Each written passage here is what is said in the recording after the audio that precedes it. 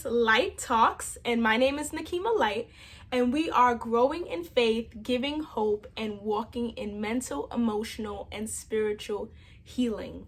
And today we're going to be talking about navigating journaling. So I'm super excited.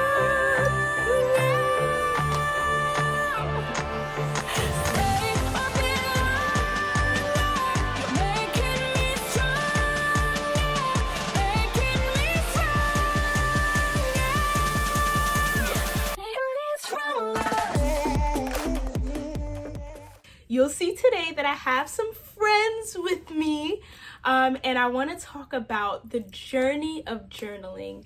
I believe note takers are history makers, and there is such a development in our emotional, spiritual, and mental health when we are journaling and processing different things. So first, I want to talk about what is journaling, and it's literally the recording of experiences, feelings, ideas, a little different from diary writing, right? A lot of us have grown up with the understanding of what a diary is, and that's more of the personal experiences that we have on a daily basis. So, dear diary, I really like Timmy, and Timmy doesn't really like me.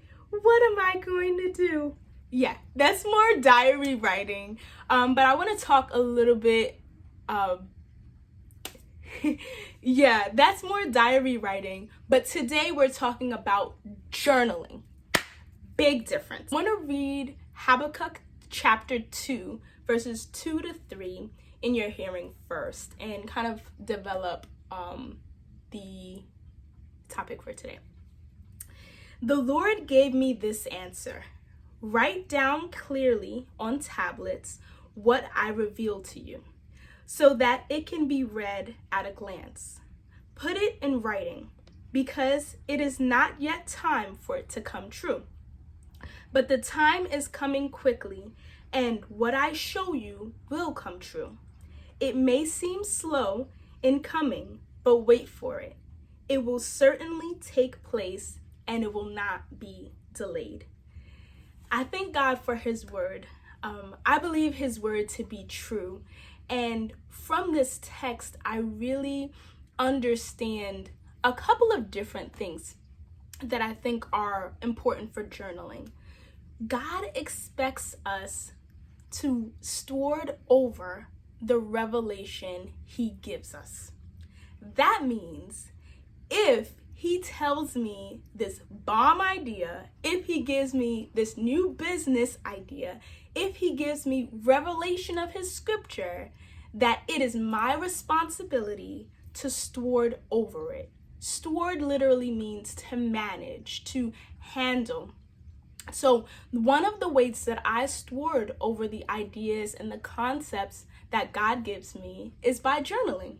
I don't rely on my memory to record each and everything. Because I have the expectation that God is going to speak, I write it down. And those are not the only reasons why I journal, but it's one of the main reasons. What I also get from this scripture is that we're instructed to write some things down, not only for the present, but for the future. I'm writing things down that I might not see happening right now. I'm writing things down that might be a promise that I receive to come. And a lot of times how we hold on in faith to that promise is because in the midst of the current situation, I wrote down and I can rehearse and review what has been said about my tomorrow. I want to talk about what are some things that you actually write in your journal. And I know a lot of people have said this to me too. Well, Nikema, I don't know what to write, or it just seems like I'm writing things that don't make sense. And I want to help you with that today. Of course, that this is not a rule, but it's some of the things that I write in my journal that I've found really helpful over the years. So I put it in Three categories. Number one is revelation from God, and that's a category that covers things like dreams that I might have, visions, a prophetic word that I might receive, the revelation that I get from reading or meditating on scripture, or what I get from listening to a sermon. Those are the different things that I would put under the category of revelation from God. The other section I call reflection. I consider like processing my thoughts, my feelings, the experiences that I might have, events.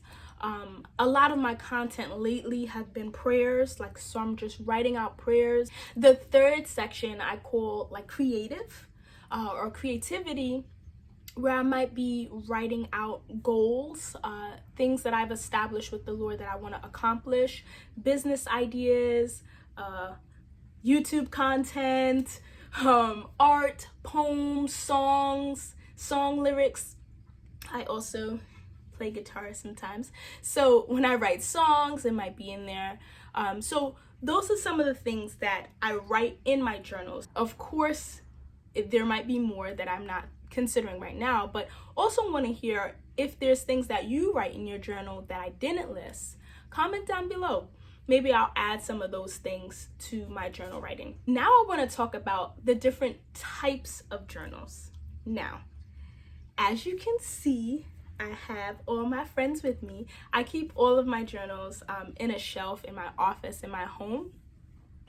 After they're completed, the ones that I'm currently working on, I might have with me in my bag, my book bag, my purse, on a day-to-day basis. But I want to talk about the different types of journals. So, of course, there's like my everyday journal, just a spiral notebook where I carry in my bag. But there's also different types of journals that I have. Say, for instance, I'm leading a ministry in church. I might have like a topical journal. Say, when I was doing Christian education or like a women's ministry, these are the journals that I used, and all of the content from the lessons or the meetings were in one particular journal. Another topical journal that I have is one that I use to write everything about marriage. I really love marriage. I love talking about it, teaching about it, but also through my marriage, I've been recording certain things that I've learned, and different prayers that I have for my husband are in that journal. So those are like topical journals where it's about a specific topic. It might even be a specific topic of scripture. So I love this journal. I got it as a gift, and it's Psalm 119. And in here, it has opportunities to write as you're reading devotionals next to it and the scriptures. Love, love, love, love, love this. So those are topical journals. And I know one of the things that have been really popular lately are called gratitude journals. I don't have one of those to show you, but it looks like a regular journal. It can be really pretty on the outside. I love pretty journals. But in it, it's where I document or record all the things that I'm grateful for. And having a heart of gratitude is definitely a sign of a healthy, emotional, mental, and spiritual mature person. So gratitude journals are another type of journal.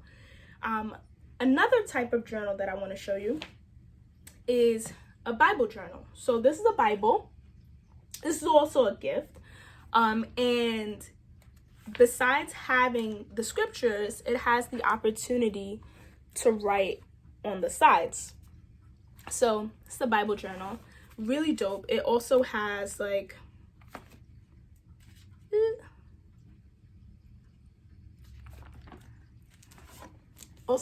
opportunities to do artwork on the side, which I really, really love. So that's a Bible journal. There's also something called a bullet journal, and I don't have one particular, but I have something pretty similar, where I do some artwork, where I'm like expressing myself in like a boring meeting, kind of do this to kind of stay focused. There are also, if you're not interested in putting like that pen to paper, there's also journals that you can do on your phone, on your iPhone, your Android, not really sure which land you live in. You can use, of course, your note sections, but there's digital journals as well, websites that you can use that categorize your journals. One that I really love is Penzu, Penzu. I'm gonna link it down below if you're interested in doing digital journals, especially if you're a writer and you are writing a book. It's a lot more helpful to begin to type out the content compared to having to write it out and then type it later. So digital journals are really awesome as well. So I'm gonna get into some important tips on journaling. Like I said, there's no rules. I would say that that's number one. I'm gonna share with you the things that I've used over the years, but use what feels right to you. You know, as you start the journey and continue it, you're gonna develop different things. So be patient. So number one, there's no rules. Number two, I would say, is being consistent. Consistency is definitely important in journaling, where if you're looking through the concept of legacy, which is how I see journaling, where we read in Habakkuk 2, the idea that my journaling is not necessarily about my present. My journaling is about my future. So when I pick up a certain book, I want it to be complete in that time period or in that season.